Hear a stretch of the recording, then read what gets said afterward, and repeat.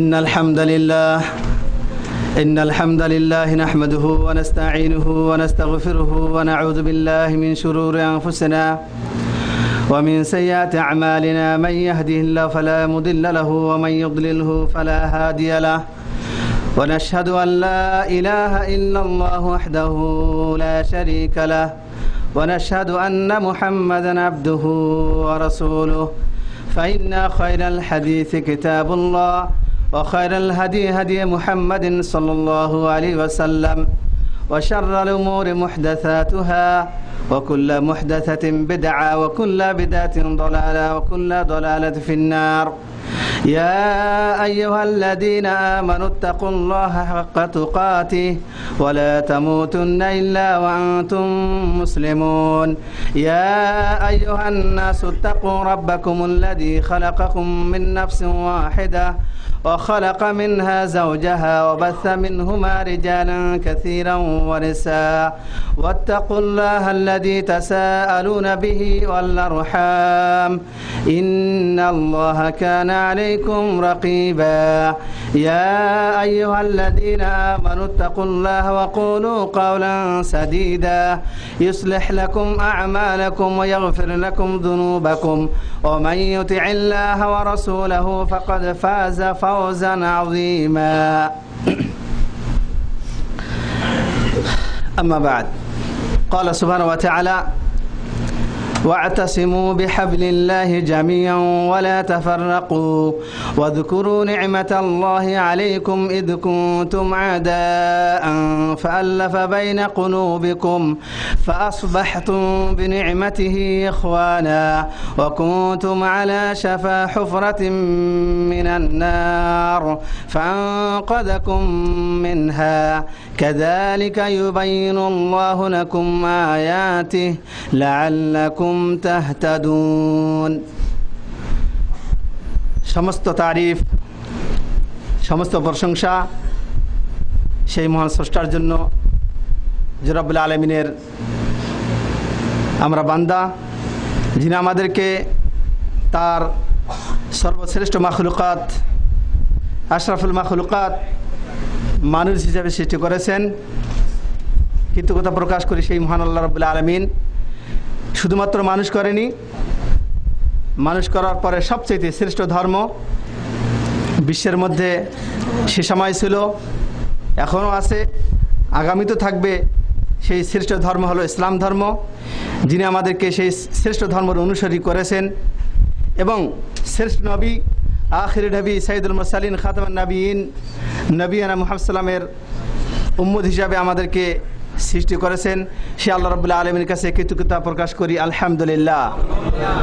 লাখো কোটি দরুদ সালাম বর্ষিত করি আখির নবী সাইয়্যিদুল মুরসালিন খাতামুন নবিয়্যিন, যার অক্লান্ত পরিশ্রমের মাধ্যমে মক্কার অলিতে গলিতে এমন কোনো জায়গা ছিল না যেখানে তিনি আল্লাহর দোয়া প্রাপ্ত তাওহীদের দাওয়াত দেননি। এই তাওহীদের দাওয়াত দিতে গিয়ে যিনি তার জীবনের সব সময়টুকু ব্যয় করছেন, শুরু থেকে মৃত্যুর আগ পর্যন্ত তাওহীদের দাওয়াত দিয়ে গেছেন, যার শাফাতের মাধ্যমে উম্মতরা জান্নাত যেতে পারবে। সেই সাইয়্যিদুল মুরসালিনের প্রতি লাখো কোটি দরুদ সালাম বর্ষিত করছি সাল্লাল্লাহু আলাইহি ওয়াসাল্লামা তাসলিমান কাসীরা। অথবা সম্মানিত দিনদার, ইমানদার, প্রাণ পিপাসু, জ্ঞান পিপাসু প্রবাসী ভাইয়েরা, আল্লাহ রাব্বুল আলামিনের অসংখ্য শুকরিয়ার পরে রাসূলের প্রতি দরুদ প্রেরণ করার পরে কৃতজ্ঞতা প্রকাশ করি আল ফুয়াদ ইসলামী সেন্টারের দায়িত্বশীল ভাইরা, তাদের শুরুতে হলেন শেখ এজাজ, শেখ আব্দুল হাকিম এবং অন্যান্য ছাত্রবৃন্দ। আল্লাহ রাব্বুল আলামিন আপনাদেরকে এবং যারা উপস্থিত আছে সকলকে ইহকাল এবং পরকালের সর্বোত্তম জিনিস দান করুক। আজকের এই আলোচনার দিনদার ভাইরা, এখন আলোচনা করার সময় একেবারে কম, যেহেতু আমরা আস্তে আস্তে দেরি করছি, দোষটা আমাদেরই, সেজন্য আমাদের দোষটা স্বীকার করে আপনাদের কাছে মাপ চেয়ে নিচ্ছি যে আলোচনা কি করব জানি না, তবে আল্লাহর কাছে দোয়া করছি আল্লাহুম্মা আল্লিমনা বিমা লা আলাম, আল্লাহ আমরা জানি না তা আমাদেরকে জানার তৌফিক দান করো। বিষয়বস্তু সম্মানিত শেখ আমাদেরকে বলছিলেন আহমিয়াতুল ইতিসাম বিল কিতাব ওয়া সুন্নাহ। বিষয়বস্তু হলো যে কোরআন এবং সুন্নতের উপরে আঁকড়ে ধরে জীবন পরিচালনা করার গুরুত্ব কী, কোরআন হাদিসের উপরে, কোরআন হাদিসের আঁকড়ে ধরা, কোরআন হাদিসকে দৃঢ়তার সহিত ধরে থাকার গুরুত্ব কী, আল ইতিসাম বিল কিতাব ওয়া সুন্নাহ। এই বিষয় অনেক আলোচনা হয়েছে, অনেক বড় বড় বক্তাও আলোচনা করছে। আমাদের জিন্দিগিতে আমরা ছোট মানুষ যারা বয়োজ্যেষ্ঠ মুরিব্বান একরাম আছেন, আপনাদের জিন্দিগিতে কত বক্তা চলে গেছে, কত বক্তা আসতেছে, আবার কত বক্তা আসবে হিসাব নেই। কিন্তু একটা যে হিসাব আছে তা হলো যে আমরা কতটুকু আমল করতে পারছি। আমরা শুনছি অনেক, কিন্তু আমল কতটুকু করতে পারছি। বিষয়টা তিনি আমাকে দিয়েছেন আল ইতিসাম বিল কিতাব ওয়া সুন্নাহ, অর্থাৎ কোরআন এবং সুন্নতের আঁকড়ে ধরার গুরুত্ব কী, এর উদ্দেশ্য কি? আমরা কোরআন সুন্নতকে আঁকড়ে ধরবো, এভাবে ধরে থাকবো, ঝুলে থাকবো, না এর উদ্দেশ্য ভিন্ন? দেখি কোরআন কি বলে। সূরা আল ইমরান আয়াত নম্বর 103, সূরাত আল ইমরান আয়াত নম্বর 103, আল্লাহ সেখানে বলতেছেন ওয়া'তাসিমু বিহাবলিল্লাহি জামিআন ওয়া লা তাফাররাকু। তোমরা আল্লাহ রাব্বুল আলামিনের রশিকে সকলে মিলে একত্রিতভাবে ধারণ করো, কড়াভাবে ধারণ করো। বলতেছেন কে? আল্লাহ সুবহানাহু ওয়া তাআলা। আর বলতেছেন যে জিনিসটা সেটা হলো কিতাব, কোরআন। কোরআনের অপর নাম কিতাব, কোরআনের অপর নাম কিতাব। আমরা এটা বলেন যে কিতাব কিতাব বলতেছে, তার মানে কি নুরানি কায়দা, না বাগদাদি কায়দা, না ক্লাস 1-এর বই? কিতাব মানে কি বাংলা ভাষায় অর্থ আসে বই, কিন্তু কোরআনে কিতাব যেখানে আসছে, আল্লাহ রাব্বুল আলামিন এই কোরআনের ব্যাপারে যেখানে বলা হয়েছে সেখানে কিতাব, যেমন সূরা বাকারা শুরুতে যদি আমরা দেখি আলিফ লাম মিম যালিকাল কিতাবু লা রাইবা ফি, যে এই কিতাবের কোনো সন্দেহ নাই। কিতাব বলতে কি ভাইয়া? কোরআন। তাহলে কোরআনকে আঁকড়ে ধরার গুরুত্ব কি ভাই? আল্লাহ রাব্বুল আলামিন আমাদের রব, আমাদের প্রতিপালককে আল্লাহ। আমাদের এই রব পৃথিবীতে আমাদেরকে সৃষ্টি করেছেন, অবশ্যই একটা উদ্দেশ্য আছে। আপনারা মনোযোগ দিচ্ছেন তো আলহামদুলিল্লাহ, কারণ আপনাদের উত্তর বোঝা যাচ্ছে মনোযোগ দিচ্ছেন। আল্লাহ আপনাদের মনোযোগের মধ্যে বরকত দান করুক। সম্মানিত ভাইরা, এখানে বলা হচ্ছে যে কিতাব, আল্লাহ রাব্বুল আলামিন বান্দার জন্য একটা কিতাব দিছেন। কেন দিছেন, কি জন্য দিছেন, সেটা আমাদের জানা দরকার। এই কিতাবের, এই কোরআনের গুরুত্ব কি, একে আঁকড়ে ধরবো কিভাবে, কেনই বা ধরবো, আর অবশ্যই আমাদের গুরুত্ব জানার দরকার আছে। দিনী ভাই, আল্লাহ সুবহানাহু ওয়া তাআলা রহমানুর রহিম, যেমন আল্লাহ কোরআনের শুরুতেই বলতেছেন বিসমিল্লাহির রহমানির রহিম আলহামদুলিল্লাহ রাব্বিল আলামিন। দেখেন কত সুন্দর আল্লাহ বললেন, সমস্ত প্রশংসা আল্লাহ রাব্বুল আলামিনের জন্য, যিনি দয়াবান দয়ালু। আল্লাহ রাব্বুল আলামিন দয়াবান দয়ালু বিধায় বান্দাকে সৃষ্টি করে, বান্দাকে দুনিয়াতে প্রেরণ করে, এমনি এমনি ছাড়ি দেননি যে বান্দা যা ইচ্ছা তাই করবে, এভাবে রাখেননি। বরং আল্লাহ সুবহানাহু ওয়া তাআলা আপনার আমার জন্য, পৃথিবীর মাখলুকাতের জন্য, খাস করে এই মানুষের জন্য প্রত্যেক জামানায়, প্রত্যেক যুগে তাদের জন্য নবী প্রেরণ করছেন। এটা আল্লাহর রহমতের জন্য। আল্লাহ যে দয়ালু, আল্লাহ বান্দাদের উপরে কোনো প্রকার দলিল পেশ ছাড়াই জাহান্নাম দিবে না। এই জন্য আল্লাহ রাব্বুল আলামিন বান্দাদেরকে যাতে করে দুনিয়াতে ভালোভাবে পরিচালনা করতে পারে, তার জীবন যাতে করে আল্লাহর দাসত্বের উপরে পরিচালিত হয়, তার জীবন, তার মরণ, তার সব কিছু জিনিস যাতে করে আল্লাহ রাব্বুল আলামিনের দেওয়া বিধান মোতাবেক পরিচালিত হয়, এই জন্য আল্লাহ সুবহানাহু ওয়া তাআলা প্রত্যেক যুগের মধ্যে নবী প্রেরণ করছিলেন এবং পাশাপাশি নবীদের কাছে কিতাবও নাজিল করছিলেন। আল্লাহ বলতেছেন ওয়ালাকাদ বাআসনা ফি কুল্লি উম্মাতিন রাসূলা আন ইবুদুল্লাহা ওয়াজতানিবুত তাগুত, সূরাতুন নাহল আয়াত নম্বর 36। প্রত্যেক যুগে আল্লাহ নবী প্রেরণ করছিলেন, প্রত্যেক যুগে রসুল প্রেরণ করছিলেন। ভাইয়া, যেহেতু আল্লাহ রাব্বুল আলামিন রহমানুর রহিম দয়ালু দয়াবান, কিতাব নাজিল করছেন আমাদের প্রিয় নবী সাল্লামের উপরে। আর এই কিতাবের গুরুত্ব কি? একে শুধু গুরুত্ব নেই, একে আঁকড়ে ধরার গুরুত্ব কি? কেনই বা ধরতে হবে? হ্যাঁ, ধরতে হবে, যেহেতু আল্লাহ গুরুত্ব দিচ্ছেন। গুরুত্ব কে দিয়েছেন? আল্লাহ রাব্বুল আলামিন গুরুত্ব দিয়েছেন। দেখেন, আল্লাহ এই কোরআনকে নাজিল করছেন 1437 হিজরি আগে, 1437 হিজরির আগে। আল্লাহ রাব্বুল আলামিন তিনি মহান স্রষ্টা, তিনি কি হবে কি না হবে, অতীতে কি হয়েছে, আগামীতে কি হবে, সব কিছু জানেন। সেই জন্য আল্লাহ সুবহানাহু ওয়া তাআলা নবীদের জন্য কিতাব নাজিল করছেন। আর আমার নবীর জন্য সর্বশ্রেষ্ঠ কিতাব নাজিল করছেন, নাম হলো কি ভাইয়া? কোরআন। আর এই কোরআন আমার নবীর উপর নাজিল করেছেন আল্লাহ সূরাতুল ইনসান, সেখানে আল্লাহ বলছেন ইন্না নাহনু নাযালনা আলাইকাল কুরআনা তানজিলা, হে নবী আমি তোমার উপরে কোরআনকে নাজিল করছি। সম্মানিত দিনদার ইমানদার প্রাণপ্রিয় ভাইরা, আমার আলোচনা সংক্ষেপে হবে। কয়েকটা প্রশ্ন আপনাদের কাছে আমি করতে চাই। প্রশ্নের মধ্যে 1 নম্বর প্রশ্ন হলো যে আল্লাহ রাব্বুল আলামিন এই কোরআন কেন দিল, কি কারণে দিল? উত্তর আপনারাও দিতে পারবেন, আমরাও দিতে পারবো, কিন্তু বাস্তবতা আমরা দেখতে চাই। দেখা যাচ্ছে বাস্তবতা নাই। উত্তর কি বলবেন? যে হুজুর কোরআন নাজিল হয়েছে, পড়বো, সব নেব, জান্নাত যাব, অথবা তদনুযায়ী আমল করব, এতটুকু তো নাকি? কিন্তু দেখা যাচ্ছে কোরআন যেভাবে যে উদ্দেশ্যে আল্লাহ নাজিল করলো সেই উদ্দেশ্যে বাস্তবায়ন নাই সমাজের মধ্যে। কি উদ্দেশ্যে আছে? আমরা যেহেতু বাংলা ভাষায় কথা বলতেছি, বাংলা ভাষার কথা আমরা বলবো। যেমন আমাদের দেশে অধিকাংশ লোকদের মধ্যে, যারা আমরা 90% যদি মুসলমান হয়ে থাকি, তো 90% মুসলমানই আমরা জানি কোরআন একটা আল্লাহর কিতাব। কার কিতাব? কার কিতাব? আল্লাহর কিতাব।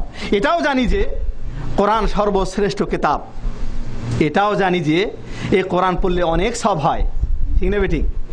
কিন্তু বাস্তবতা দেখা যায় কোরআন পড়নেওয়ালার, কোরআন পড়ার পক্ষে, কোরআন জানতে হবে এই জানার পক্ষের সংখ্যা কম না বেশি? আউযু বিল্লাহি মিনাশ শাইতানির রাজিম। কি বিপদে পড়ে গেলাম আমরা তাহলে? আমরা মুসলমান, আমরা জানি কোরআনটা আল্লাহর দেওয়া একটা কিতাব।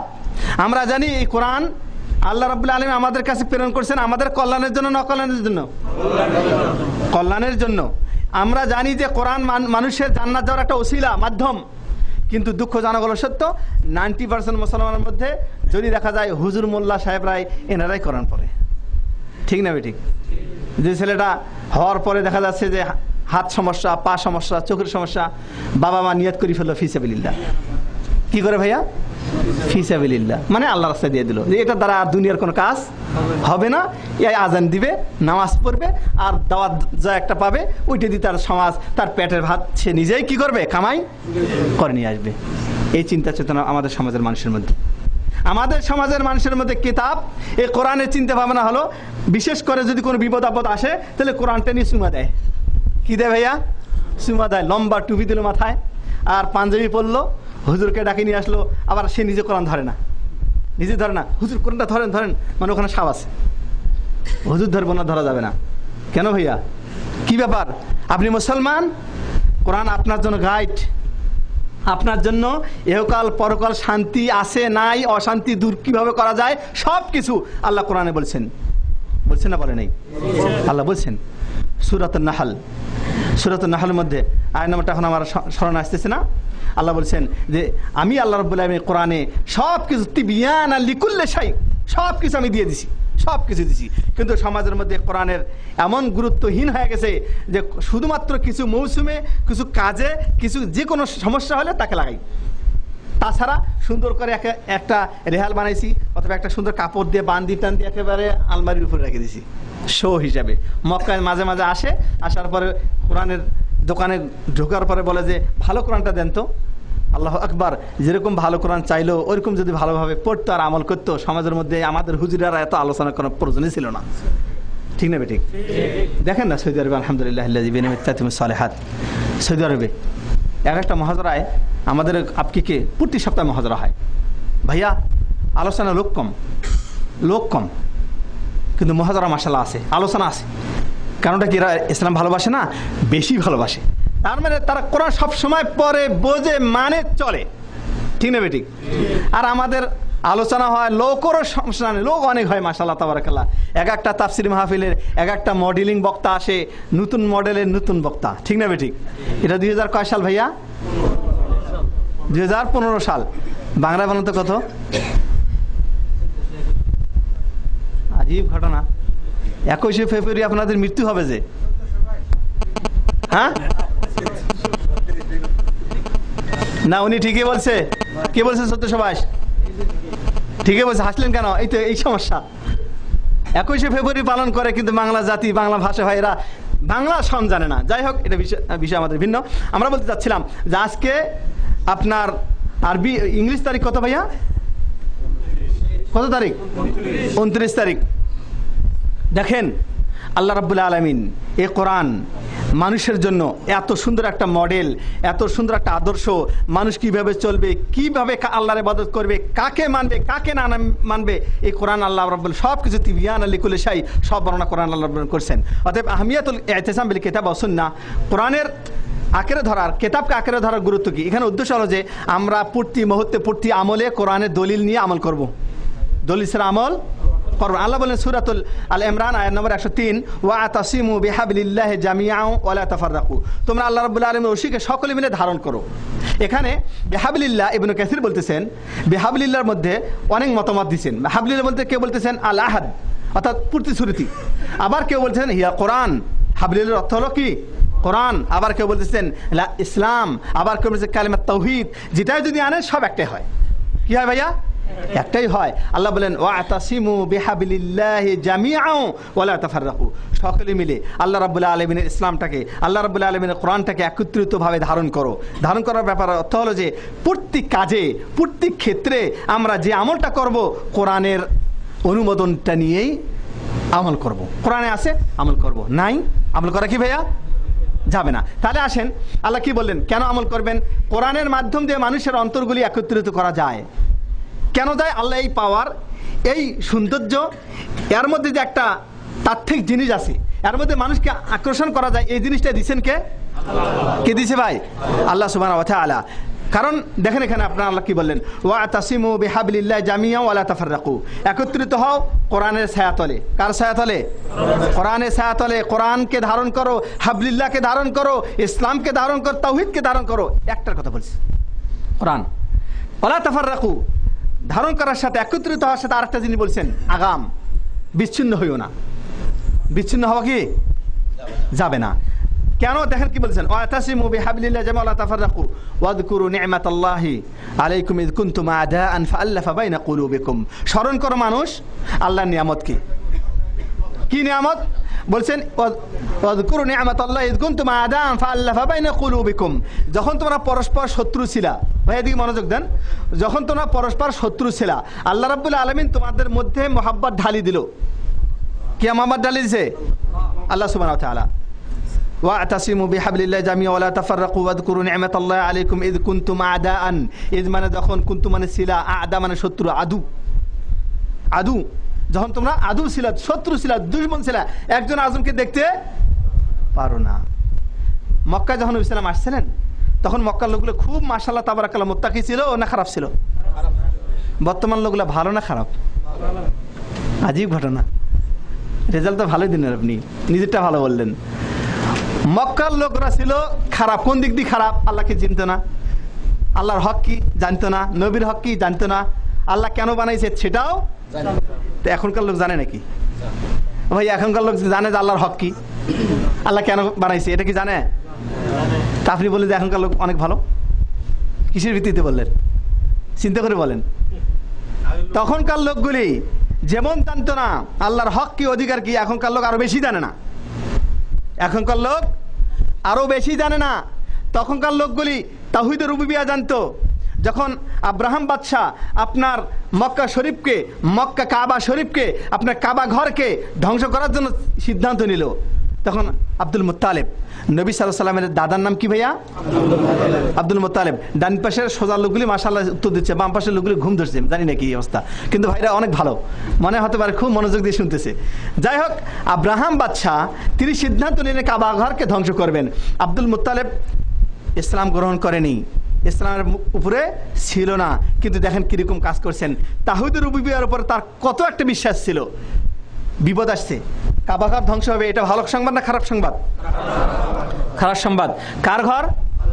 আল্লাহর ঘর। তাহলে তারাও জানতো কাবা ঘর আল্লাহর ঘর।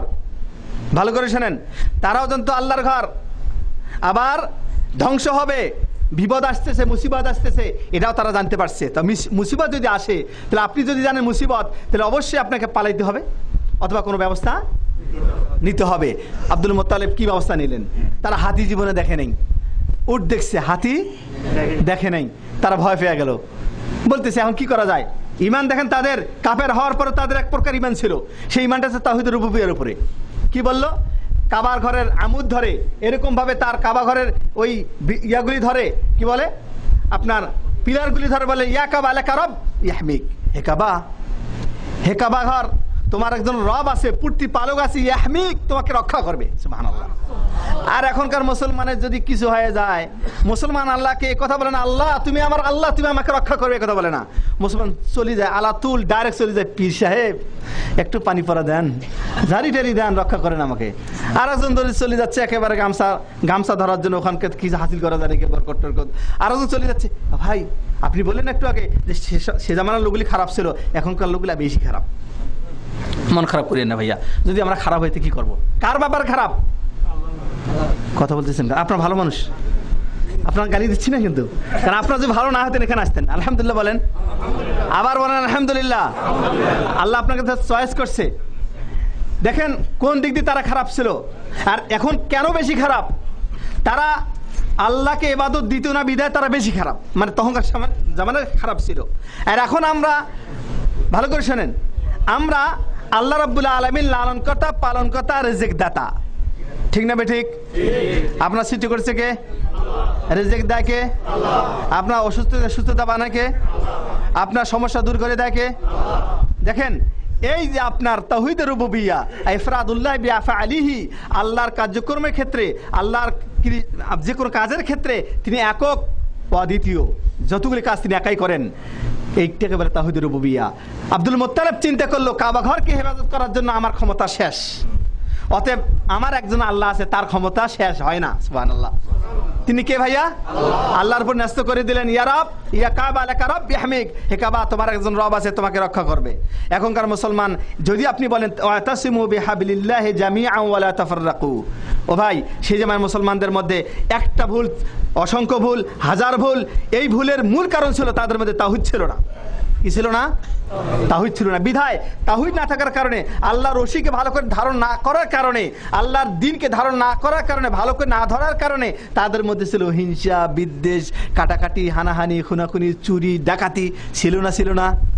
এগুলি সব দূর করলো আমার প্রিয় নবী মুহাম্মদ সাল্লাল্লাহু আলাইহি ওয়াসাল্লাম। যখন আসলেন, আল্লাহ যখন প্রেরণ করলেন, নবী হিসেবে ওহী নাজিল করলেন, এই কিতাব দিলেন, কোরআন দিলেন। আল্লাহু আকবার। এই অশান্ত পৃথিবীটাকে শান্ত দান করলেন। এই কাবা ঘরের লোকগুলি, কুরাইশ বংশের লোকগুলি দিন দুপুরতে মানুষকে মারতো, দিন দুপুরতে একজন আরেকজনকে কটাক্ষ করে কথা বলতো, সব লোকগুলি সব হিংসা বিদ্বেষ পরিহার করে একমাত্র আল্লাহ রাব্বুল আলামিনের খাঁটি বান্দা হয়ে গেল। যেমন তাদের মধ্যে ছিলেন আবু বকর সিদ্দিক রাদিয়াল্লাহু তাআলা আনহু। কি ধারণ করছিলেন? তাওহীদ। আল্লাহ রশিকে ধারণ করছিলেন, আল্লাহ রশিকে ধারণ করছিলেন। আর যদি এটা ধারণ করতে পারি, যদি সত্যি কিতাব কোরআনের যে নীতি নিয়ম যদি আসে, যদি আমরা ধারণ করতে পারি, আমাদের মধ্যে হিংসা থাকবে না ইনশাআল্লাহ। বাস্তব আমি আপনাদের সামনে দিচ্ছি। এখানে দেখেন তো অনেক টাকালা আছেন, অনেক কম বেতন, অনেক বেশি বেতন, মাশাআল্লাহ। অনেকে ধর্মীয় ব্যাপারে জ্ঞান বেশি আছে, অনেকের কম আছে।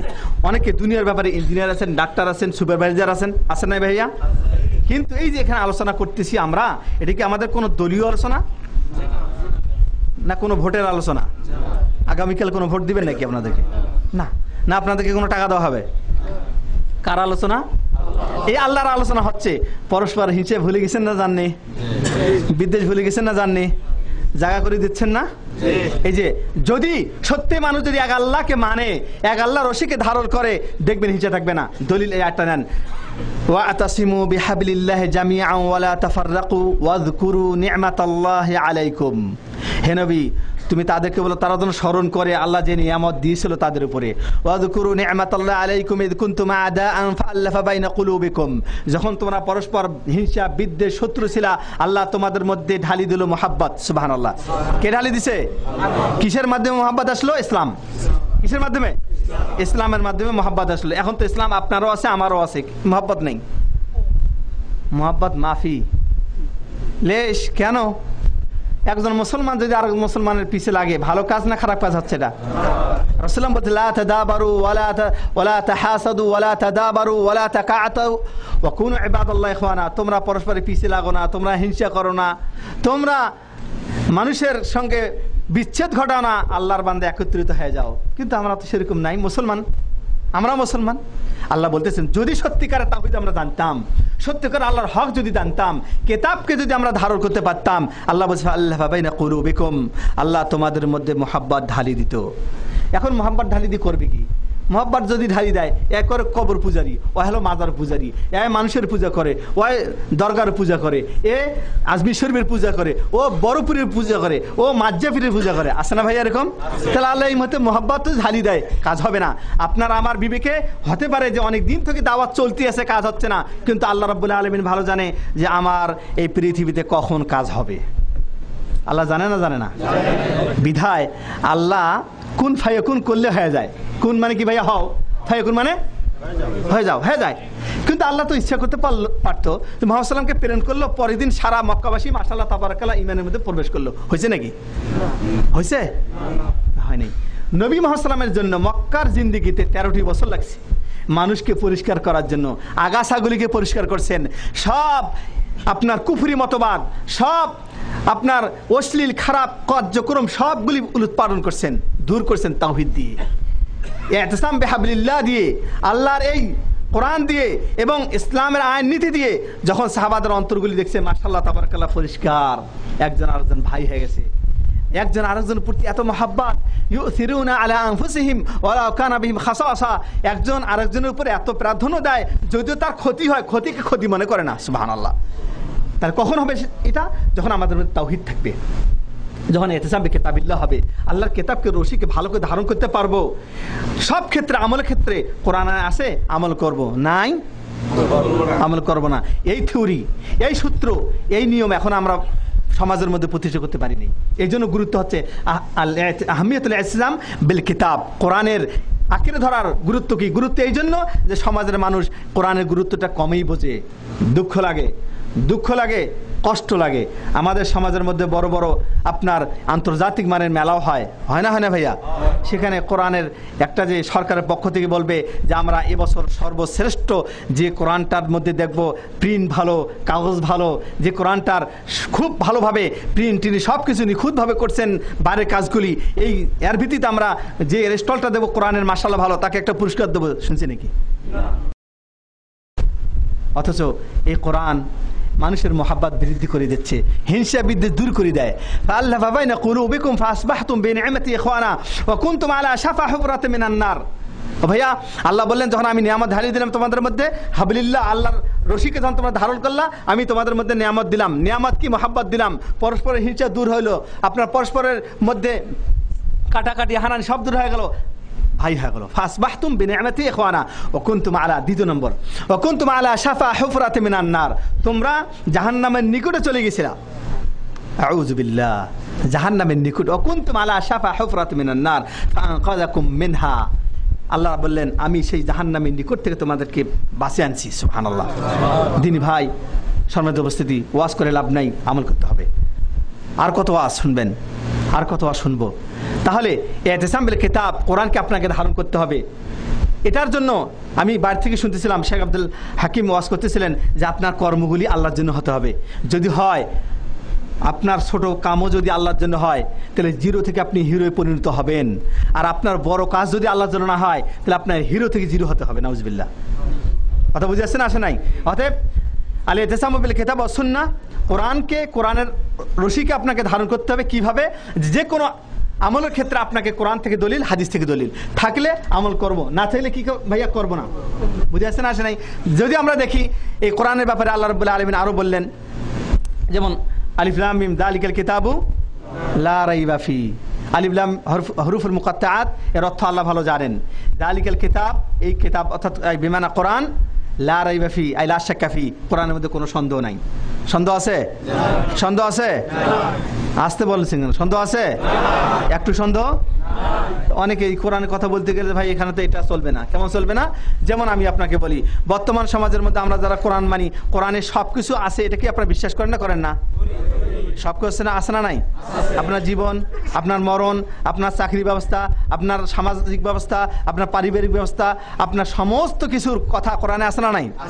এতে কোরআনকে আপনি ইতিসাম করার অর্থ হলো, কোরআনকে ধারণ করার অর্থ এটাই মনে করিয়েন না যে কোরআন ধরি শুধুমাত্র একদিন রমজান মাসে শেষ করে দিলাম, 3 দিনের মধ্যে এটাই কোরআন ধরা। এর অর্থ এটাই নয়। কোরআনে যা আছে এর তদনুযায়ী আমল করতে হবে। এর অর্থ হলো যে কোরআনে যা আছে আমল করতে না পারলে বিশ্বাস রাখতে হবে। যেমন আমি আপনাকে একটা কথা বলি, বারবার একটা কথা বলতে হচ্ছে, কারণ আপনাকে যদি আমরা সব হুজুরগুলি, সব আলেমগুলি যদি আপনাকে আপনাকে ওয়াশ করে আর আপনার মধ্যে যদি ময়লা থাকে তাহলে ওয়াশ করে কাজ হবে না ভাইয়া। যদি আপনার ইঞ্জিনের মধ্যে যদি ইঞ্জিনটা খারাপ থাকে আর যদি একেবারে অকটেন 95 নিয়ে আসেন, 95 যেটা নাম্বার, আপনার ইঞ্জিন চালু হবে না। সমস্যা কি? ইঞ্জিন খারবান। কি খারবান ভাইয়া?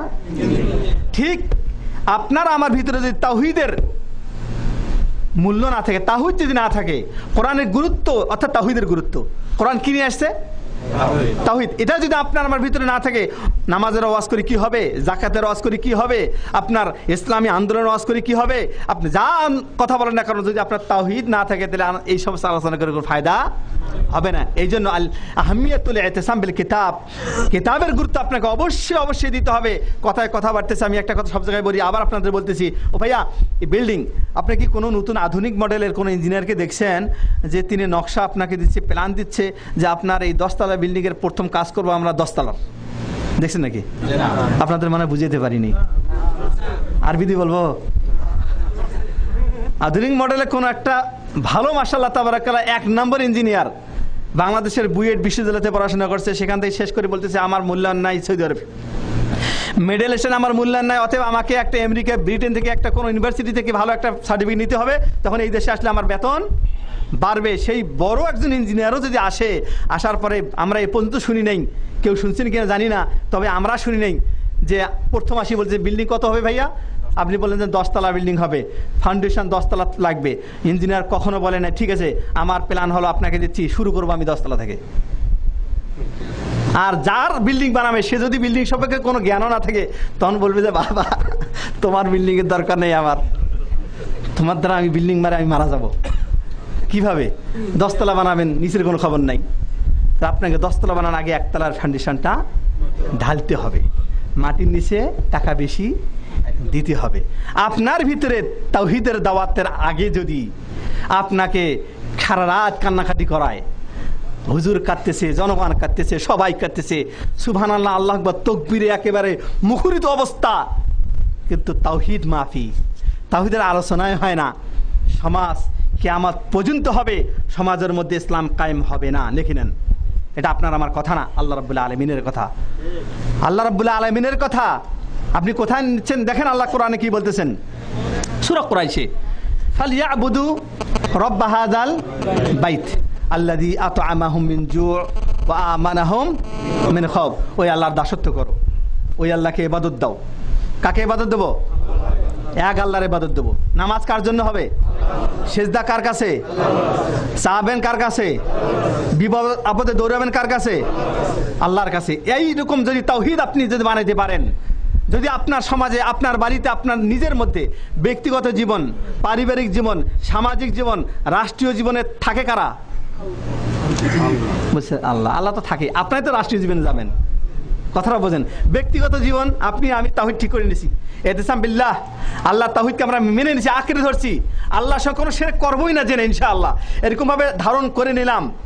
আপনি জানার পর আপনার ফ্যামিলিকে জানালেন, কু আনফুসাকুম ওয়া আহলিকুম নারা। এই ফ্যামিলি, পারিবারিক জীবন, সামাজিক জীবন হয়ে গেল কয়টা গেছে? পারিবারিক জীবন, ব্যক্তিগত জীবন, পারিবারিক জীবন, এবার সামাজিক জীবন কয়টা গেল? রাষ্ট্রীয় জীবনে এই রাষ্ট্রের মধ্যে থাকে কারা? সামাজিকরা। আপনারা থাকবেন, রাষ্ট্র থাকে না, এই সমাজের লোকরাই। তাহলে অটোমেটিক রাষ্ট্রের মধ্যে আপনার ওই 10 তলার কাজ হয়ে গেছে না হয় নাই? হয়েছে না হয় নাই? তাহলে ফাউন্ডেশনে কি দিতে হবে? কি দিতে হবে? আস্তে করে বলতেছেন, বলতেছেন হুজুর আপনার আওয়াজ মজা লাগে না, যে কেন আপনি কান দিতে পারেন নাই এখনো, হুজুর আপনি এখন হাসাইতে পারেন নাই, হুজুর আপনি এখনো পানির মধ্যে হাঁটাইতে পারেন নাই। আছে না বক্তা সাহেব মানে ওয়াজ করতে করতে বলতেছে আমাদের অমুক পীর, আমাদের অমুক মৌলানা, আমাদের অমুক ইমাম পানির মধ্যে হাঁটি হাঁটি যাচ্ছে সমুদ্রের উপর দিয়ে, জনগণ অন্ধ হয়ে বলছেন সুবহানাল্লাহ। আজীব ঘটনা। জনগণ ভাই আপনি বোঝেন কি বলতেছে? সুবহানাল্লাহ কিসের ক্ষেত্রে বললেন আপনি? পানির উপর দিয়ে হাঁটি যায়, উনি কি নবী? আরে ভাই নবী হওয়ার পরও আল্লাহ বলছে এই মুসা তুমি এই পানির মধ্যে, সমুদ্রের মধ্যে মার দাও, ওয়াদরিব বিআসাকাল হাজার, তোমার হাতের মধ্যে আসা আছে, লাঠি আছে, পাথরের মধ্যে মার দাও, সমুদ্রের মধ্যে মার দাও। নবী সাল্লাম ওহী প্রাপ্ত, তারপরও যে কোনো মুজিজার ক্ষেত্রে নবী সাল্লাম সবব গ্রহণ করছেন, ঠিক না বেঠিক? সবব গ্রহণ করছেন। আর এখনকার ওলিয়া উলিয়া দরবেশরা বলে যে আমার অমুক হুজুরের আমি মুরিদ, যে হুজুর এমন পাওয়ার রাখেন যে একেবারে সকাল বিকাল মক্কা মদিনা নামাজ পড়ে। কোথা থেকে?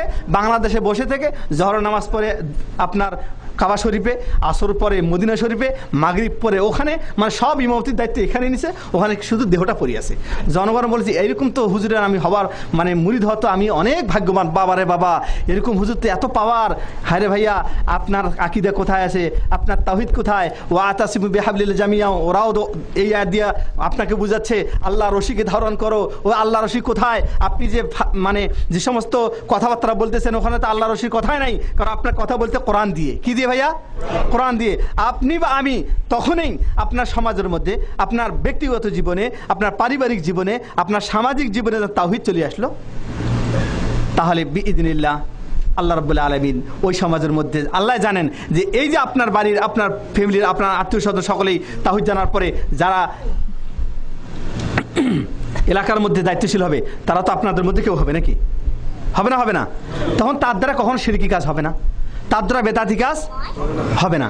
যাই হোক, এবার আসি ভাইয়া, ওয়া আতাসিমু বিহাবলিল্লাহি জামিআ ওয়া লা তাফাররাকু ওয়াযকুরু নি'মাতাল্লাহি আলাইকুম ইয কুনতুম আ'দাআ ফাআল্লাফা বাইনা কুলুবিকুম ফাআসবাহতুম বিনি'মাতিহি ইখওয়ানা ওয়া কুনতুম আলা শাফা হুফরাতিন মিনান নার ফাআনকাযাকুম মিনহা কাযালিকা ইউবাইয়িনুল্লাহু লাকুম আয়াতিহি লাআল্লাকুম তাহতাদুন। সূরা আল ইমরান আয়াত নম্বর 103। এখন আসি যে আল্লাহ যেহেতু আমাদেরকে কোরআন এবং হাদিসের উপরে চলতে বলছেন, একে আঁকড়ে ধরতে বলছেন, তাহলে এর ফায়দাটা কি? আঁকড়ে ধরলে হবেটা কি? হ্যাঁ, আঁকড়ে ধরলে আমরা ইনশাল্লাহ পথভ্রষ্ট হব না, পথভ্রষ্ট হব না। দলিল নেন, আমি রাসূলের একটা হাদিস বলতেছি। ক্বালা রাসূলুল্লাহ সাল্লাল্লাহু আলাইহি সাল্লাম আন জাবির রাদিয়াল্লাহু তাআলা আনহু ক্বাল ক্বালা রাসূলুল্লাহ সাল্লাল্লাহু আলাইহি সাল্লাম ইন্নী তারিকুম ফীকুম আমরাইন, আমি তোমাদের কাছে দুইটা জিনিস রেখে যাচ্ছি। লাইন তামাসসাফতুম বিহি লান তাদিল্লু বাদি আবাদা, যদি আমার পরে এই দুইটা জিনিস যদি তোমরা আঁকড়ে ধরতে পারো কখনো পথভ্রষ্ট হবে না। কিতাবাল্লাহ ওয়া সুন্নতি, কিতাবাল্লাহ ওয়া সুন্নতি। রাহুল মুয়াত্তা, অর্থাৎ মুয়াত্তা মালিকের হাদিসটা আছে। কি বললেন? দুইটা জিনিস আমি রাখলাম, এই দুইটাকে ধারণ করো, আঁকড়ে ধরো। ও ভাই, আমি আপনাদের কাছে একটু 2-1 মিনিট সময় নিচ্ছি, আপনারা ভালোভাবে উত্তরটা দিবেন।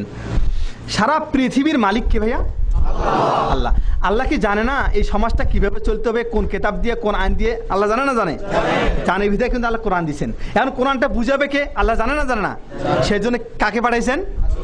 নবীনা মুহাম্মদ সাল্লাল্লাহু আলাইহি ওয়াসাল্লাম আসছেন। অতএব আপনার আমার জন্য পাথেয় দুটো জিনিস, একটা কোরআন আর একটা কি? আবার বলেন, কোরআন হাদিস, কোরআন হাদিস। দুইটা জিনিস যদি আমরা ধরি, রাসূলের ভবিষ্যৎবাণী বলছেন লান তাদিল্লু আবাদা। লান মানে কখনো না, পথভ্রষ্ট তোমরা হবে না যদি আমরা ধারণ করতে পারি।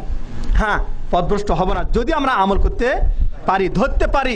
আজকে সমাজের মধ্যে দেখেন কিরকমভাবে আমাদের সম্মানিত মাশায়েখরা আছে, বয়সে এলেমে অনেক বড়, ওনারাও জানে যে সমাজের মধ্যে কিছু হুজুর টাইপের লোক আছে যারা এই সমাজের মধ্যে মানুষের মধ্যে সুন্নতের বিস্তার লাভ না হোক এটা তারা চায়।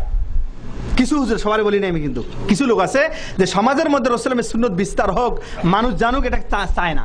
কেমন? আমি বাস্তবতার খাতিরে আপনারা বলতেছি। এই ছুটিতে আমি দেশে ছিলাম, বক্তব্যে কোন এক জায়গায় আমি বলছি নিজ হাতে কোরবানি দেওয়া উত্তম, কারণ রাসূল নিজ হাতে কোরবানি দিয়েছেন। এখন এই কথাটা সরে গেছে এলাকায়, বলছে একজন মাদানী আসছে নিজ হাতে কোরবানি দিতে বলছে। এতদিন আমরা হুজুরের দ্বারা দোয়াইলাম, আর এখন উনি বলছে নিজ হাতে দিতে হবে, সমস্যা পড়ে গেছে। এখন হুজুর আমার কাছে নিয়ে আসছে, জনগণও ছিল, বলতেছে কি ব্যাপার?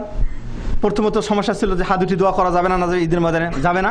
আপনি তো সমাজের ফাতনা করলেন, শুরু করে দিলেন, মাদানী থেকে আসলেন, ফাতনা শুরু করে দিলেন। সমাজের লোক এতদিন এত সুন্দরভাবে দোয়া করতো, আপনি বলছেন যাবে না, আবার নিজে তো কোরবানি করা যাবে না, এটা শুরু করলেন কি? আমি বললাম ঠিক আছে, আপনার সামনে একা কথা বলে লাভ হবে না, কিছু লোক ডাকেন, সমাজের সব লোকগুলো ডাকেন, 8টা-10টা মসজিদের লোক, সভাপতি, সেক্রেটারি, ইমাম, মুয়াজ্জিন ডাক দেন। আলহামদুলিল্লাহ ডাক দিয়ে নিয়ে আসলো। বসার পরে বুঝিয়ে দিলাম, হাদিস কোরআন দিয়ে যতটুকু আল্লাহ ইলম দিয়েছে ততটুকু বুঝিয়ে দেওয়ার পরে উনি তখন বলতেছে, শোনেন যে আসলে হলো কি, এতদিন তো জানছিলাম যে হাত উঠি দোয়া করা যাইতো, তা আমি এখন নতুনভাবে তাহকিক আর সরা বিশ্লেষণ করে দেখতেছি এটা একটা দুর্বল জয়ীব হাদিস। উনি বলছে কি হাদিস? জয়ীব হাদিস। তখন আমি বললাম আবার বলেন, মানে জনগণ শুনুক। আবার উনি বললো যে এটা জয়ীব হাদিস, তাহলে এখন কি করা যাবে না? বলছে আমল না করাটাই ভালো, যেহেতু জয়ীব আছে। ভালো কথা। ইনি এখান থেকে যাওয়ার পরে সমস্যা লাগিয়ে দিল কোথায়? দেখেন মানুষের সুন্নত নাই, সুন্নত আঁকড়ে ধরবে, এই জিনিসটা হুজুর শিখে দিচ্ছে না। দোষ কিন্তু জনগণেরও যেমন আছে, হুজুরেরও আছে, আমাদেরও আছে। কি হলো বলতেছে আরেকটা ফেতনা লাগিয়ে দিল। এখানে তো উনি স্যালেন্ডার হয়েছে যে দুর্বল হাদিস আমল করা যাবে না। এখন বলছে যে উনি সাহেব একটা কথা বললো যে নিজ হাতে নাকি কুরবানি দিতে হবে, এটা কেমন কথা? আমি বললাম যে সমস্যাটা কি? নিজ হাতে কুরবানি বললাম যে হাদিসের নস শোনেন, মানে এবারটা শোনেন, দাবাহা রাসূলুল্লাহ সাল্লাল্লাহু আলাইহি ওয়াসাল্লাম বিয়াদিহি, বিয়াদিহি মানে রাসূল নিজ হাত দিয়ে কুরবানি করছে, একেবারে স্পষ্ট হাদিস। তা উনি বলতেছে জনগণকে বললেন, কেন উদাহরণটা দিচ্ছি, সমাজের মধ্যে সুন্নতের আহমিয়ত নাই, গুরুত্ব নাই ভাইয়া। তো উনি বলতেছে দেখো বাবারা, তোমরা যে নিজ হাতে কুরবানি দিতে চাচ্ছ, তোমরা তো দোয়া জানো না, অতএব নিজ হাতে কুরবানি দিবা কিভাবে? আমি তখন একটা গ্রুপ, মাশাআল্লাহ তাবারাকাল্লাহ, তাওহীদের দাওয়াত, আমরা তো প্রবাসে আছি, বাংলাদেশে আলহামদুলিল্লাহ আন আছে কান আছে চলে গেছে, এটা আল্লাহর নিয়ামত, আলহামদুলিল্লাহ বলেন আলহামদুলিল্লাহ। এমন কোন জগৎ, বিশেষ করে শিক্ষিত সমাজ, জেনারেল শিক্ষিতরা এলাকায় ধারণা করতে পারি না যে এই ছেলেগুলি এরকম ভাবে পরিবর্তন। ইয়া সুবহানাল্লাহ, আমাকে বলছিলেন উনি এলাকার ছেলে বলে, আপনি যদি দোয়া করেন মাদানী সাহেব, আমরা দোয়া করবো না। তাহলে চিন্তা করেন কিরকম আকীদা তাদের মধ্যে ঢুকে গেছে। আল্লাহ এটা দিছে, আল্লাহর দিন হেফাজত করি কে? আল্লাহ। তারপরে ওরা আসলো, আমাকে বললো যে হুজুর আপনার বিরুদ্ধে তো অনেক সমস্যা হয়ে গেছে, এখন আবার দেশে যে করুণ অবস্থা, কোথায় যে কোন ফাঁদের মধ্যে আপনার ঢুকি দেয়। আমি কি সমস্যা কি? কসম আল্লাহর, আমি বাস্তবতার কথাটা আপনাকে বলতেছি। আমি কি সমস্যা? বলছে আপনাকে জঙ্গিবাদের মধ্যে ঢুকিয়ে দিবে। কেন? বলছে আপনি দোয়া করার বিরুদ্ধে, তারপর আপনি নিজেদের কুরবানি করতে বলছেন। এগুলি সব অন্য অন্য আকীদা, আমাদের জীবনে শুনি নেই। আমি বললাম শোনেন, আমার নবী মুহাম্মদ সাল্লাল্লাহু আলাইহি ওয়াসাল্লাম যখন মক্কায় দাওয়াত দিল, তখন তাদের এলাকার লোকগুলি বলছেন হাযা শাইউন আজাব, এগুলো আশ্চর্য জিনিস। মুহাম্মদ কি বলে, বাপ দাদা 14 গোষ্ঠী আমরা মূর্তির পুজো দিলাম, আর এখন বলতেছে মূর্তির পুজো দেওয়া যাবে না। তা আমরা হলাম সেই নবীর উম্মত, ওই নবী আমার কদোয়া, ওই নবী আমার ওসওয়া, ওই নবী আমার আদর্শ, ওই নবীকে আমরা ফলো করি। আর জীবন তো একবারই, মারা যাবে না? যাবেন না? সারা জীবন থাকবেন? ডাক্তার মারা যায় না? যায় না? যদি মারা না যেত ডাক্তার, তাহলে বুঝতাম তো থাকা যায়। যে ডাক্তার অপারেশন করে সেই ডাক্তারের জন্য ইন্নালিল্লাহ পড়তে হয়। শুনলাম এত বড় ডাক্তার, বড় বড় অপারেশন করে তিনি নিজে করে, নিজ হাত দিয়ে করে, কিন্তু পরে শোনা যায় ইন্নালিল্লাহে, মারা গেছে, মুসিবত এসে গেছে, মারা গেছে। তাহলে মারা যেহেতু যাবো, আমি ওনাকে বললাম যে আমি জঙ্গি নাকি, সরকার তো আমাকে ভালো জানে, ঠিক না ঠিক? আমরা যাওয়া আসা করি, আমরা এয়ারপোর্টে যাই, ভয় দেখাচ্ছে তাওহীদের দাওয়াত কিভাবে বন্ধ করে দেওয়া যায়, সুন্নতের আলোচনা কিভাবে বন্ধ করে দেওয়া যায়, ভয় দেখাইলো। আমি আলহামদুলিল্লাহ বললাম যে ঠিক আছে আসেন, আপনার লোক নিয়ে আসেন, আমি দলিল দিচ্ছি। উনি বললেন যে না, নিজ হাত দিয়ে কুরবানি করাচ্ছে, হুজুর কুরবানি করা উত্তম। আমি বললাম না, রাসূল সাল্লাল্লাহু হাত দিয়ে কুরবানি করছে, নিজ হাতে কুরবানি করা উত্তম। এবার আমি জনগণকে বললাম যে উনি কি বলতেছে, বলছে উনি নিজ হাতে বলছে, ঠিক আছে। উনি কতদিন থেকে, আপনার ভাইয়া শোনেন কিন্তু উদাহরণটা, এটা হাদিস কোরআনের সাথে দলিল দিচ্ছি না, এটা দলিল না, কিন্তু এটা আমার বাস্তব একটা জীবনে ঘটছে, আপনাদের বুঝাচ্ছি যে তাওহীদের গুরুত্ব মানুষের কাছে কত কম হয়ে গেছে, সুন্নতের গুরুত্ব কত কম হয়ে গেছে। দেখেন কিভাবে মানুষ কিভাবে অপব্যাখ্যা করে যাচ্ছে। আমাকে বলতেছে যে আপনি কেন মাথা দিচ্ছেন, কেন বলছেন নিজ হাতে কুরবানি দিতেই হবে। আইলাম ঠিক আছে, কথা কম বলেন ভাইয়া। মৌলানা সাহেব বলেন তো, আপনি এখানে কতদিন ইমামতি করেন? সভাপতি বললেন 22 বছর। কয় বছর? 22 বছর ইমামতি। আমি বললাম মাশাআল্লাহ তাবারাকাল্লাহ, 22 বছর ইমামতি করেন, এখানে কুরবানি হয় কয়টা? কয় 16টা গরু কুরবানি হয়। কয়টা গরু ভাইয়া? 16টা গরু। ভালো করে শোনেন, আমি বললাম যদি কুরবানির জন্য দোয়া খাস থাকে, আপনি 22 বছরে প্রতি বছরে একটা লোককে আপনি দোয়া শিখাইছেন কি কুরবানির দোয়া? মাথা গরম হয়ে গেছে। যদি আপনি বছরে একটা লোককে শিখাইতেন কুরবানি করার দোয়া, তাহলে 22 বছরে করা হয়তো 22টা লোক। তাহলে কুরবানিটা নিজ হাতে করা যাইতো না? যেত না?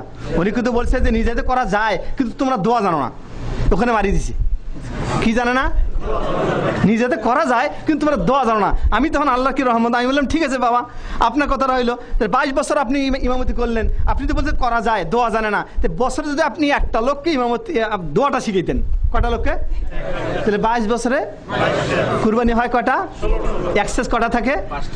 ইয়া সালাম। তাহলে তো আর কোনো সমস্যা নাই। আপনি শিখালেন না কেন? আপনি কিভাবে টাকা খাইছেন এতদিন? প্রতি মাসে বেতন খাইছেন, আপনি কুরবানির দোয়া শিখেন নাই আপনি? তারপর শোনেন, বললাম ওনাকে যে যদি এখানে কুরবানির দোয়া লাগে, আপনি এখানে প্যাচ করে রাখি দিয়েছেন, কুরবানির সময় মাথাটা পাওয়া যাবে, না হলে 1 কেজি প্রতি গরুতে 1 কেজি, আর 16টা গরুতে 16 কেজি। তাহলে তো মাশাআল্লাহ একটা কুরবানি ভাগের চেয়ে বেশি এখন প্যাচ করে রাখি দিছে। আর আপনার যদি এখানে ফায়দা না হয়তো কসম আল্লাহর আপনি জনগণকে বলতেন না যে আপনারা এক কাজ করেন, কুরবানির দোয়াটা যেমন জানছেন এইটা দোয়া জানেন, যেমন মুরগি জবাই করার সময় দোয়া লাগে না, বললাম ওনাকে। তো মুরগির ব্যাপারে তো আপনি কোনো ওখানে পদক্ষেপ নেন না, বলেন না যে মুরগি জবাই করা তোমাদের যাবে না, আমাদের দেখো। কারণ উনিও জানে মুরগি যদি জবাই করে তাহলে মাথা নিয়ে লাভ নাই, যেহেতু মাথা নিয়ে লাভ নাই অতএব এখানে মুরগির দোয়া জবাই করার দোয়ারও প্রয়োজন নাই। জনগণ হাসা শুরু করে দিচ্ছে, বিশেষ করে যুব সমাজ পরিবর্তন হয়ে গেছে, বলছে মৌলানা সাহেব আপনারটা রাইট, মানে আমারটা রাইট নয়, সুন্নত রাইট, সুন্নত যা সেটা রাইট। এতদিন আপনাদের ভাকাস ভাবে মানে আমাদের সমাজের মধ্যে লোকগুলি একেবারে ভেলকি মারি টাকা কামাই করে, আছে না ভাইয়া? গ্রামগঞ্জে আপনার ওই একটা তবলা নিয়ে বাজাচ্ছে আর কি করতেছে না করতেছে, আসেন অমুক করবো তমুক করবো, আপনার সমাজ আপনার ভাগ্য পরিবর্তন এখন করে দিব। জনগণ ধরে দেখতেছে 500 লোক 1 টাকা করে দিলে 500 টাকা কামাই করে চলে গেল। ওরা যেমন কামাই করলে এরা হুজুর গেল ওরকম একেবারে এতদিন ধরে ভেলকি মারি এভাবে গোস্ত গলা নিয়ে যায়। তখন আমি বললাম যে দেখেন আপনার নিয়ত ঠিক রাখেন, আপনি যদি সত্যি সুন্নতের প্রচার করতেন আল্লাহ আপনাকে রহমত করত। মনে রাখেন কেউ যদি আল্লাহ রসুলের মুখালেফ হয় কোনো একদিন না কোনো একদিন মুসিবত তার উপর আসবে। সূরাতুন নূর আয়াত নম্বর 63, সূরাতুন নূর আয়াত নম্বর 63। সুন্নতের মুখালেফ যদি কেউ কোনো কাজ করেন, সুন্নতের মুখালেফ কেউ যদি কাজ করেন সে যত বড় হোক না কেন, আল্লাহ মাফ করুক, আমরাও যদি হই আল্লাহ আমাদেরকে তুমি রক্ষা করো, আমরা যেন সুন্নতের মুখালেফ কোনো কাজ না করি। রাসূল বলেছেন ফালইয়াহদারিল্লাযিনা ইখালিফুনা আন আমরিহিম ফালইয়াহদারিল্লাযিনা ইখালিফুনা আন আমরিহি আন তুসিবাহুম ফিতনাতুন আও ইউসিবাহুম আযাবুন আলিম। সূরাতুন নূর আয়াত নম্বর 63। তাদেরকে সাবধানতা অবলম্বন করা দরকার যারা নবীর উল্টে কাজ করে। যদি করো দুইটা জিনিস পাবা, একটা হলো ফিতনা আসবে, হত্যা রাহাদানি কাটাকাটি খুনাখুনি, আর 2 নম্বর মুসিবত আসবে, আযাব আসবে। অতএব দিনী ভাই উনি ওই মুহূর্তে আর কথা বললো না। আমি বললাম দেখেন আপনি যদি সত্যিকারে যদি নিয়ত ভালো থাকতো তাহলে 22 বছর একটা করে দোয়া শিখাতেন, 22টা লোক হয়ে যেত, আপনার সহযোগিতা হইতো। 1 2 নম্বরে আপনি প্রত্যেক ক্ষেত্রে আপনি এই দোয়াটা শিখাবেন। বকরি জবাই করার সময় লাগবে, মুরগি জবাই করার সময় লাগবে, হাঁস জবাই করার সময় লাগবে, পাখি জবাই করার সময় লাগবে। আল্লাহর রহমত আলহামদুলিল্লাহিল্লাযী বিনিআমাতিহি তাতিম্মুস সালিহাত। জনগণ মাশাআল্লাহ নিজ হাতে কুরবানি করছে। কিন্তু আমি বলছি হুজুরের মন যেহেতু খারাপ, তো ওনাকে আপনার ইখতিয়ার মোতাবেক একটু করে দিয়ে ওনার মনটা এবার শান্তি রাখেন, আগামীতে ইনশাল্লাহ আর এরকম করা কাজ করতে পারবে না। দিনী ভাই আল ইতিসামু বিল কিতাব ওয়া সুন্নাহ, কোরআন এবং হাদিসকে যদি আমরা ধারণ করতে পারি, সত্যিকার রাসূল যে বললেন লান তাদিল্লু, পথভ্রষ্ট হবে না, পথভ্রষ্ট হবে না। কিন্তু সমাজের মধ্যে কোরআন হাদিসের পাঠক আছে, কোরআন হাদিসের কোরআনের কারি আছে, কোরআনের হাফেজ আছে, কিন্তু কোরআনের আমল নাই। ঠিক না বেঠিক? সমাজের আলহামদুলিল্লাহ বাংলাদেশে লাখ লক্ষ আলেম আছে, লাখ লক্ষ মাদ্রাসাও আছে, কোরআন তালিম হয়, কিন্তু কোরআনের যে একটা দলিল, এটা একটা মানুষের জীবনের একটা পাঠও, মানুষ চলতে আমল করতে হলে কোরআন ছাড়া চলা যাবে না, এই কথাটা আমাদেরকে বোঝানো হয় না। কিন্তু আলহামদুলিল্লাহ সৌদি আরব দেখেন বুঝায়। আমরা মদিনা ইউনিভার্সিটি পড়ছি, আমাদের প্রাক্তন সম্মানিত আল মাশায়েখ ইকরাম তারাও পড়ছে। যখন শুরু করে প্রত্যেক কথায় দলিল, মান রব্বুকা, তোমার রবকে, আমার দলিল আলা জালিক, এর উপর দলিলটা কি? আলহামদুলিল্লাহ আলহামদুলিল্লাহ রাব্বিল আলামিন, আলহামদুলিল্লাহ রাব্বিল আলামিন। এই যে রব এখানে আছে, রব হলো সারা পৃথিবীর মানুষের মালিক হলো রব, দলিল, কথার সাথে দলিল, কথার সাথে দলিল। তাহলে মানুষের এই কিতাবের প্রতি চর্চা বাড়বে না কমবে? হ্যাঁ, আমাদের সমাজে কিছু লোক বলে কি জানেন, আপনি যত ওয়াজ করেন আর যাই করেন না করেন, বলে যে ভাই আপনাদের ওয়াজগুলি খালি কোরআন হাদিস কোরআন হাদিস কোরআন হাদিস, তাওহীদ তাওহীদ তাওহীদ, ছেড়ে থেকে বাজো ছেড়ে থেকে বাজো। সমাজ কোন দিকে যাচ্ছে, কোন দিকে কত লোক মারা যাচ্ছে এর কোনো খবর নাই। লাঠি নিয়ে বাইর হন না, রাস্তার মধ্যে গাছ কাটেন না, মানুষ কাটেন না, গাড়ি ভাঙেন না, আপনাদের এগুলা হবেটা কি? শোনেন, এরকম প্রশ্ন হয় না? হয় না? হয়। শোনেন, কোরআন হাদিস মোতাবেক যদি জীবন পরিচালনা করতে হয় আমাদের অনেক কথা শুনতেও হবে। যদি কোরআন হাদিসে থাকতো যে আমার দিনকে প্রতি করার জন্য রাস্তার মধ্যে যাকে পাবা, গাড়ি পাও, মানুষ পাও, মারো, মারা যাইতো, মারা হইতো। কিন্তু কোরআন তো কোথাও নাই মানুষকে মারো, কোরআনের তো কোথাও না মানুষকে হত্যা করো, গাড়ি ভাঙ্গো। অতএব মনে রাখেন, যদি সুন্নতের জ্ঞান থাকতো সমাজের মধ্যে মানুষ এই সুন্নতের প্রতি কেরাহাত, সুন্নতের প্রতি অনীহা আসতো না মানুষের মধ্যে। আলহামদুলিল্লাহ এখানে যেখানে আপনারা শিখতেছেন, এই শিক্ষা যদি মানুষের মধ্যে থাকতো আমাদের দেশে, তাহলে সুন্নতের প্রতি ভালোবাসা বাড়তো না কমতো? বাড়তো। কোরআনের প্রতি ভালোবাসা বাড়তো না কমতো? আমি সর্বশেষ একটা কথা বলে শেষ করে দিতে চাই। দেখেন, আমরা সকলে জান্নাত যেতে চাই। আরেকটা জিনিস মনে রাখবেন, আমরা সারা পৃথিবীতে যতগুলো মানুষ আছি, আমাদের জীবনের বয়স 70, 60, 60, 70 এর উপর ওভারটেক কমে করে। রাসূলুল্লাহ বলছেন যে আমার উম্মতি মা বাইনা 60 ওয়া 70 ওয়া কালিলু মান ইয়াতাজাওয়াজ আলা যালিক। আমার উম্মতের বয়স হলো 60 থেকে 70, কমে আছে যে এটা ওভারটেক করে যায়। ও ভাই, 70 বছরের জন্য 70 বছর বয়সের জন্য আমরা আমার জীবনের যেটা সময় কমপক্ষে 40 হতে 50 বছর ব্যয় করি এই জীবনে একটা শান্তি করে থাকতে, ঠিক না বেঠিক? বয়স 70 হয়ে গেছে, 60 হয়ে গেছে, দেখবেন চাকরি জীবন চলে গেছে, কমপক্ষে 40 হতে 45 অথবা 50, বাড়ছে কত? 60 বছর, 70 বছর। তার কর্মজীবন কত? আপনারা কি বুঝছেন না বুঝছেন না? আমার কথা বুঝতেছেন? 60 বছর যদি তার বয়স হয়, 40 বছর গেছে কর্মজীবন, 20 বছর। ওই 20 বছরটা থাকার জন্য এত প্রচেষ্টা। একটা সুন্দর বাড়ি হবে, একটা সুন্দর গাড়ি হবে, একটা সুন্দর নারী হবে, সুন্দর খাবার খাবো, কিন্তু থাকবে কিন্তু মাত্র 20 বছর। আর মানুষ, তুমি সারাটা জীবন অনন্তকাল কবরে থাকতে হবে, 100 বছর, 1000 বছর, লক্ষ বছর। ওখানকার জন্য আমরা কি প্রচেষ্টা করলাম, কি করছি, কতটুকু অগ্রিম পাঠাইছি, কি দিছি? চিন্তা করি, চিন্তা করেন আপনি আমি। সূরাতুল ফজর আল্লাহ বলছেন ইয়াউমা ইয়াতাযাক্কারুল ইনসানু ওয়া আন্না লাহু যিকরা। কিয়ামতের দিন মানুষ স্মরণ করবে, হায় রে আফসোস, আমার জন্য যদি কোনো নসিহত থাকতো, আমার জন্য যদি কোনো একটি আমল থাকতো, আমাকে কেউ যদি কোনো উপদেশ দিত। ইয়াকুলু ইয়া লাইতানি কদ্দামতু লি হায়াতি। হায় আফসোস, আমি যদি আমার জীবনে যখন বেঁচে ছিলাম, পৃথিবীতে যখন ছিলাম, হায় আল্লাহ, আমি যদি কোনো কিছু অগ্রিম পাঠাইতাম, আজকে আমার এই অবস্থা হয়তো না। সূরা আল ফজর আমপারে পড়ে দেখবেন আয়াতটা। দিদি ভাই, যদি 30 বছরের জন্য, 20 বছরের জন্য যদি আমরা এত প্রচেষ্টা চালাই, এত কষ্ট করি, বাড়িঘর ছেড়ে যদি এত কষ্ট করার পর যদি এক শান্তি থাকতে চাই, আখিরাতের জন্য কেন করব না? কেন করব না, যেখানে সারা জীবন থাকতে হবে? জান্নাত যাইতে চাই না চাই না? চান না চান না? যদি চান, কয়টা জিনিসের মধ্যে জান্নাত যাওয়া যাবে? কয়টা? কি কি?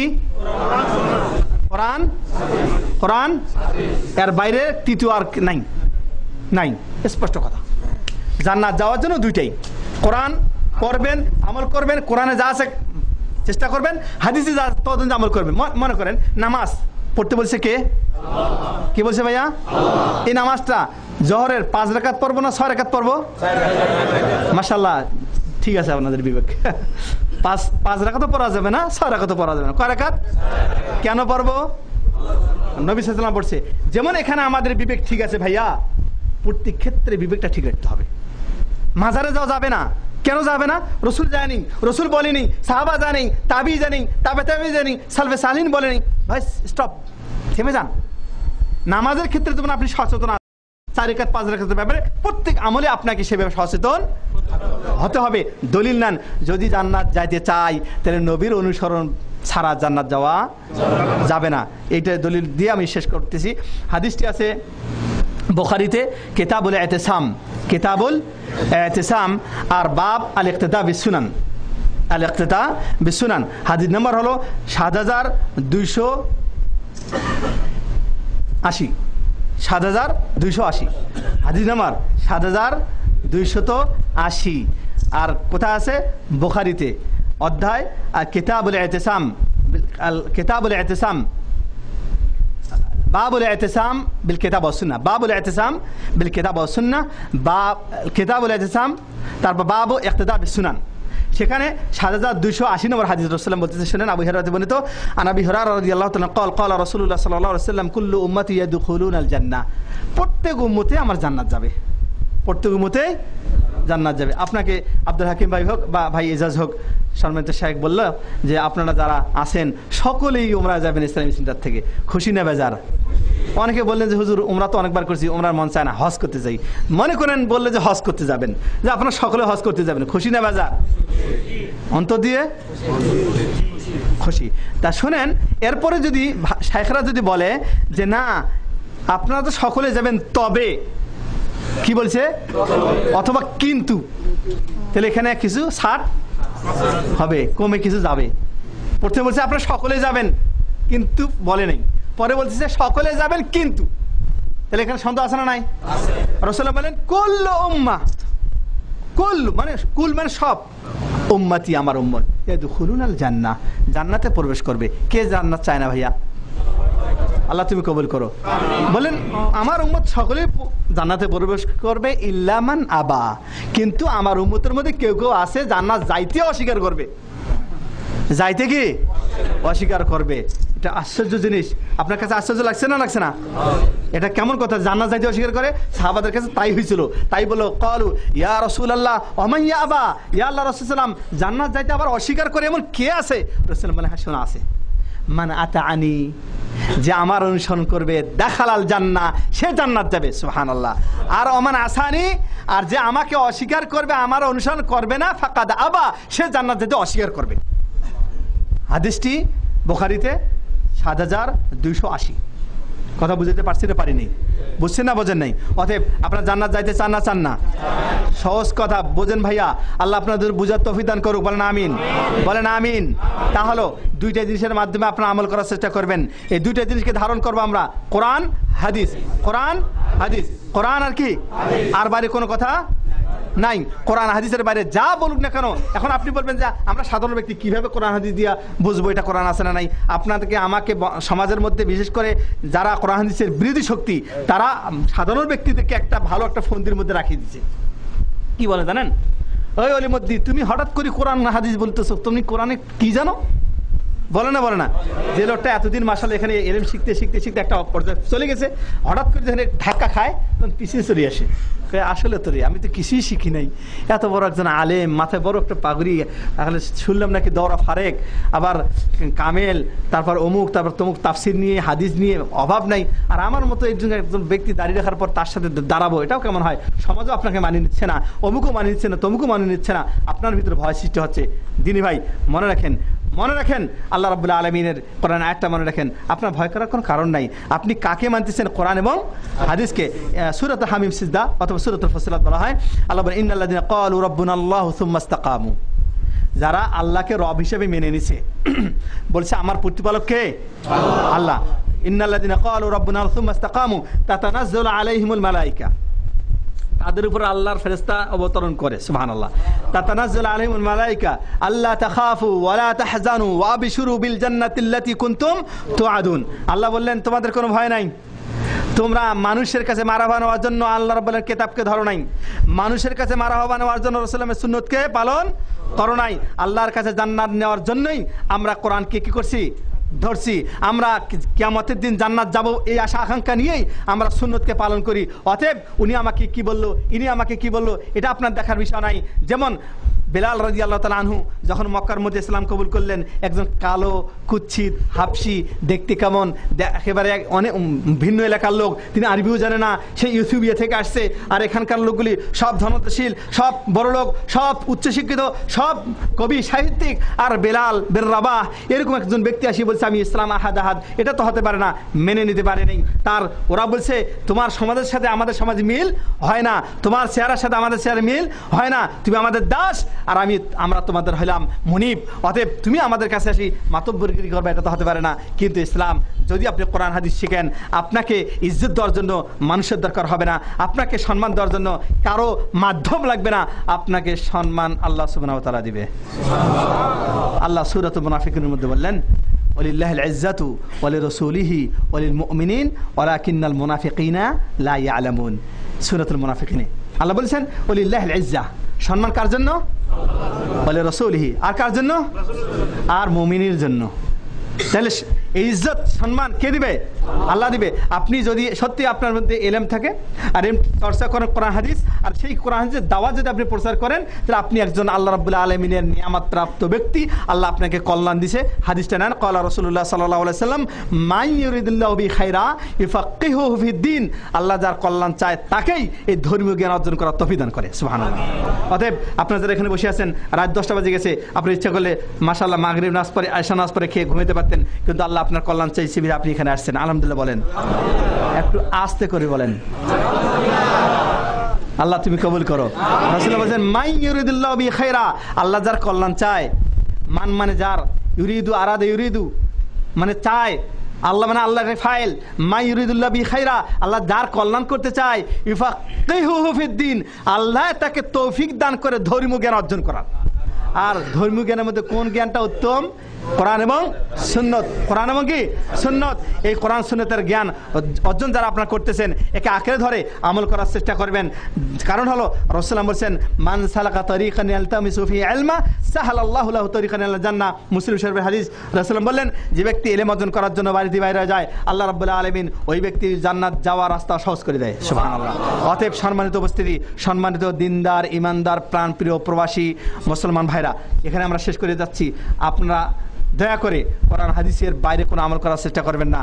আর কোরআন হাদিস বলতে আঁকড়ে ধরার অর্থ হলো যে কোরআনে যা আছে তা আমল করব, হাদিসে যা আছে তা আমল করব। কোরআন হাদিসের বাইরে যা আছে সেগুলি বেদাত হিসেবে আখ্যায়িত হবে, তা থেকে দূরে থাকবো। হাদিসে আয়েশা থেকে শেষ করে বলতেছি। হাজা আয়েশা রাদিয়াল্লাহু আনহা বললেন, ক্বালা রাসূলুল্লাহ সাল্লাল্লাহু আলাইহি ওয়াসাল্লাম, মান আহাদাথা ফি আমরিনা হাযা মা লাইসা মিনহু ফাহুয়া রাদ। যে ব্যক্তি ইসলামের মধ্যে, ধর্মের মধ্যে, নবীর আদর্শের মধ্যে নতুন কোনো জিনিস আবিষ্কার করবে, সেটা হবে মারদুদ। অতএব সর্বশেষ আমি আপনাদের কাছে এই ওয়াদাটা নিতে চাই যে ভাইয়া, আমরা ইনশাআল্লাহ কোরআন হাদিস মোতাবেক আমল করবো তো ইনশাআল্লাহ। যদি আপনাকে ওয়াহাবি বলে, এখানে মাশাআল্লাহ 300 লোক হবেন, 200 হবেন, কিন্তু কথা বলছে দুইটা তিনটা। আপনাকে যদি ওয়াহাবি বলে, আপনাকে যদি লামাজাবি বলে, আপনাকে যদি বলে সৌদির দিন ধর্ম নিয়ে আসছে, ফারিজি, শাফি, আপনাকে যা বলুন না, আপনার নবীকে যদি মাজনুন বলে, মাজনুন মানে কি? আলহামদুলিল্লাহ, আপনাকে মাজনুন এখনো বলে নাই, বলবো না ইনশাল্লাহ। নাও বলতে বলবে না কেন? আপনার ডাইন হাত বাম হাত অনেক ভাই আছে, যদি না মানে আমার ছেলেকে মাজনুন বলছো, কিন্তু আপনার নবী এত বড় নবী, তাকে মাজনুন বলছেন, কিন্তু মাজনুন না। কেন? এই কিতাবের জন্য, এই কোরআনের জন্য, এই হাদিসের জন্য। অতএব আমি আল্লাহর কাছে দোয়া করি, আল্লাহ রাব্বুল আলামিন, তুমি এই মুষ্টিময় কিছু ভাই যারা এই সমস্ত প্রোগ্রামে আসছে এবং যারা বিভিন্ন ইসলামী সেন্টারে দ্বীনি জ্ঞান অর্জন করতেছে কোরআন ও হাদিসের, আল্লাহ তুমি দয়া করে এই ভাইদেরকে তুমি কবুল করে নাও রাব্বুল আলামিন। সারা পৃথিবীতে যেখানে শিরক বেদাতের সয়লাব হয়ে গেছে, রাব্বুল আলামিন তোমার কাছে তোমার আসমাউল হোসনা দিয়ে নাম দিয়ে আমরা দোয়া করছি, রব্বুল আলামিন আনতা সামিউল বাসির, আল্লাহ তুমি দেখতেছো, তুমি শ্রবণ করতেছো রব্বুল আলামিন। আমরা তোমার প্রতি মেনে কোরআন হাদিসের মাধ্যম দিয়ে, কোরআনে যা আছে তা মানার চেষ্টা করি সাধ্য মোতাবেক, হাদিসে যা আছে তা মানার চেষ্টা করি সাধ্য মোতাবেক রব্বুল আলামিন। এক্ষেত্রে যদি আমাদের কোনো ক্ষতি হয়, এক্ষেত্রে যদি কেউ আমাদের ক্ষতি করতে চায়, আমাদেরকে যদি কেউ ধিক্কার দেয়, আমাদেরকে যদি কোনো গালিও দেয়, ও আল্লাহ দয়া করে তুমি আমাদেরকে সবুর করার তৌফিক দান করো রব্বুল আলামিন। শেখরা যারা আমাদেরকে শিক্ষা দিচ্ছে, এই শেখ মাশাইখের মাধ্যম দিয়ে আল্লাহ রহমত, অথবা এই শেখ মাশাইখের মাধ্যম দিয়ে যারা সহি আকীদার দাওয়াত পাচ্ছে এবং বিস্তার লাভ করাচ্ছে, রব্বুল আলামিন তাদের ইলমের মধ্যে বরকত দান করো রব্বুল আলামিন। আমাদের মধ্যে যে সমস্ত ভাইরা অসুস্থ, তাদেরকে সুস্থতা দান করো রব্বুল আলামিন। আমাদের বাবা মা ভাই বোন যারা মারা গেছে, আল্লাহ তাদেরকে কবরে আযাব মাফ করে দিও, আল্লাহ তাদের কবরে আযাব মাফ করে জান্নাতুল ফেরদাউস দান করিও রব্বুল আলামিন। আমরা যারা এখানে আসি, আমরা অনেক ব্যক্তি আছি, আমাদের অনেক সমস্যা, আল্লাহ তুমি সমস্যাগুলি সমাধান করে দিও রব্বুল আলামিন। সর্বশেষ তোমার কাছে একটি দোয়া করে শেষ করে দিতে চাই, আল্লাহ সমাজের মধ্যে বর্তমান টাকার অভাব নাই, পয়সার অভাব নাই, মুসলমানেরও অভাব, সংখ্যার দিকে মুসলমানের অভাব নাই রব্বুল আলামিন। অভাবটা হলো মানুষের কাছে তাওহীদ নাই, অভাবটা হলো মানুষের কাছে সুন্নত নাই রব্বুল আলামিন। এই তাওহীদের অভাবটা তুমি পূরণ করে দিও আল্লাহ, সুন্নতের অভাবটা তুমি পূরণ করে দিও রব্বুল আলামিন।